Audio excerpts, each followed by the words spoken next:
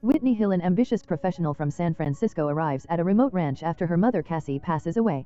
She is greeted by Sarah Taylor, who acts as the lady of the house. Sarah seems to know Whitney's mother and welcomes her with surprising warmth, inviting her in for tea. Whitney explains that she's there to handle her mother's affairs, and having just discovered the property in her mother's paperwork, she wants to see the ranch for herself. Sarah and her husband Bill, who Whitney meets shortly after, explain that they mostly specialize in cattle grazing but are also starting to grow almonds and olives. Whitney asks if the cattle business is profitable, to which Bill responds that it's not, but they make do. Whitney asks if she can stay the night, and Bill and Sarah insist that she must, offering their guest bedroom. Whitney, feeling overwhelmed, declines dinner and goes to bed. The next morning, Sarah tells Whitney she slept through breakfast and has already put her clothes in the wash. Whitney wants to speak with Bill, but Sarah says he's out working on irrigation. Instead, she suggests Whitney help a neighbor Malena with the horses, giving her a plate of snacks to take. Before she goes, Whitney asks to use the landline as her phone has no reception. She calls her assistant Ryland and asks him to run a background check on Sarah and Bill Taylor. Ryland finds no record of them in the company's system. He also mentions a call from the CEO of Markle, who wants to make another bid and asks Whitney for receipts from her mother's funeral as the company paid for it. Whitney agrees to look for them. Whitney meets Malena, who seems guarded. Malena admits she has known the Taylors her whole life and praises them as good people. Malena says she's happy Whitney met them, but Whitney admits she doesn't trust them. Later, over dinner, Bill and Sarah's son Jack joins the family. Jack is immediately hostile toward Whitney. When Whitney mentions her mother's company is an investment firm and specializes in real estate, Jack accuses her of being part of the reason that many local ranchers like the Carltons are losing their land. Sarah tries to defuse the situation, revealing that Cassie was a close friend who did more for their family than Jack could ever know. Jack, however, claims he has never heard of her. Bill and Jack's argument escalates, and Bill orders his son to be respectful. The next day, Whitney finds Sarah and asks about her father. Sarah reveals that her father was the previous owner of the ranch. When Bill was out of a job, Whitney's father gave him one.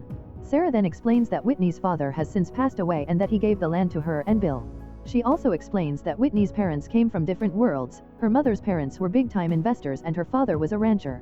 Cassie's parents wanted her to take over the family business, so she kept her life with Whitney's father a secret. Whitney is surprised to hear this, as she knew nothing about her father. Sarah explains that Cassie just showed up at the ranch one day much like Whitney, and that she and Whitney's father fell in love. Sarah tells Whitney that her mother kept this life a secret because she was under immense pressure to take over her family's company. Whitney, struggling to process this new information, questions why her mother kept this a secret and how she could love someone without ever telling her daughter about him.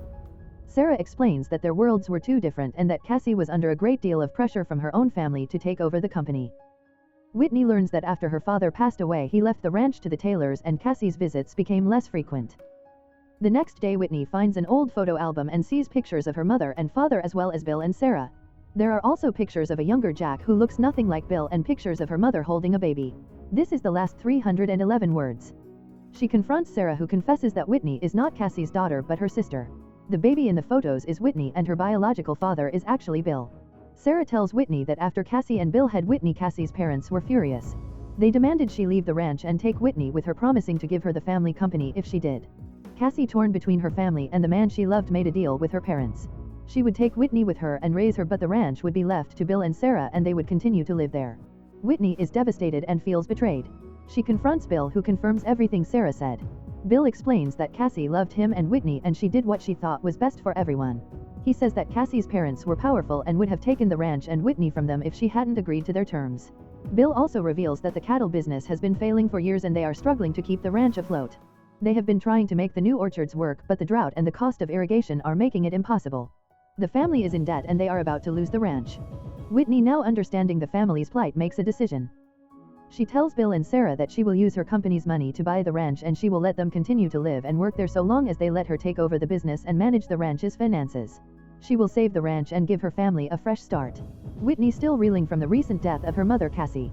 She has arrived at a remote, sprawling ranch that her mother secretly owned, a place she didn't even know existed. Grieving and isolated, Whitney seeks a sense of clarity, but the more she learns about her mother's hidden life, the more confused she becomes. She meets Sarah, the woman who lives and works on the ranch, and Sarah's son Jack.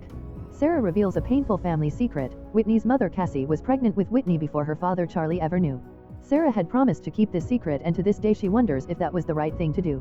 Whitney is stunned by this revelation, feeling betrayed by her mother's silence. She believes she could have handled the truth and a sense of resentment begins to fester. Whitney struggles to connect with Sarah at one point, calling her pious and an asshole for acting like she understands her situation. She just wants to be left alone to process everything. Despite her initial hostility, Whitney begins to find a rhythm on the ranch. She spends her days doing simple physically demanding chores like shoveling manure, a stark contrast to her corporate life.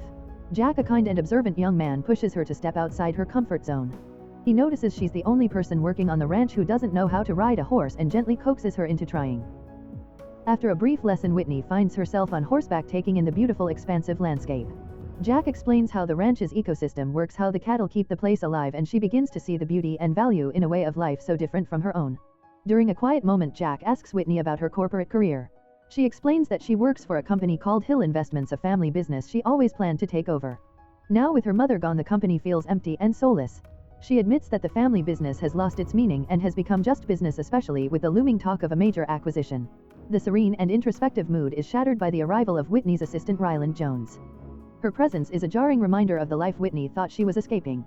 Ryland has come to inform Sarah and her family that they have no legal ownership of the ranch. The conversation quickly escalates into a painful confrontation. Sarah reveals her desperation and explains that the ranch had been struggling for years due to declining profits. She had asked Cassie for help, hoping her company would buy a portion of the land just to get them a little ahead, but Cassie refused to let them sell their home. Instead, Cassie had discreetly protected them, a fact that both Sarah and Whitney are grappling with. Ryland, however, presents a harsher reality. She explains that Cassie had been financially struggling for the past 8 years since the time she got sick, and that the property had accrued significant debt and back taxes. She coldly informs everyone that Whitney has already submitted paperwork for the ranch to be absorbed by Hill Investments, a move that would boost the company's financial standing and complete the acquisition with the Markle conglomerate. Whitney is blindsided by Ryland's revelation. She truly had no idea people were living on the ranch or that her mother was a benefactor. She protests that she didn't know, but Ryland is unmoved, laying out the stakes. If the transfer of land doesn't go through, Hill Investments' future is bleak and the ranch will be lost to the state. The choice is presented as a cold business decision with no room for sentiment. Feeling the weight of her family's legacy and the immense pressure from her corporate life, Whitney is at a crossroads. She finds herself alone, contemplating the terrible consequences of the choices laid out for her. It is in this moment that she begins to understand her mother's love and true intentions. She sees that Cassie wanted to protect the ranch and the people on it, and Whitney realizes she must honor her mother in the only way that feels right. In a powerful moment of catharsis, Whitney makes her decision. She calls Sarah over and tells her that the ranch is hers. All of it. She has decided to not only transfer the land to Sarah but to also pay off all of its debt. Whitney explains that she will be coming into a large sum of money from the sale of Hill Investments, which she has allowed to be absorbed by the Markle conglomerate. She has decided to walk away from the corporate world entirely, realizing she doesn't want that life anymore. She feels this was the only decision she could have made, and she is at peace with it. Sarah is overcome with gratitude, but Whitney stops her, explaining that they don't owe her anything. Whitney simply wants to stay and help make the ranch last, to do things right this time, just as her mother would have wanted. The film concludes with a poignant flashback or dream sequence. Whitney is talking to her mother about the future and her fears of being alone and messing up the company. Her mother reassures her, telling her that she doesn't need her to be strong, that she is an amazing and hard-working woman who will do beautifully. Her mother's final message is simple and profound: to find what makes her happy and hold on to it. The scene ends with a tender moment between mother and daughter, a final conversation that gives Whitney the peace and resolution she needed. She now understands that her mother's legacy was not the business or the money, but the love she had for her daughter and the people around her. Whitney has found a new purpose and a new life on the ranch.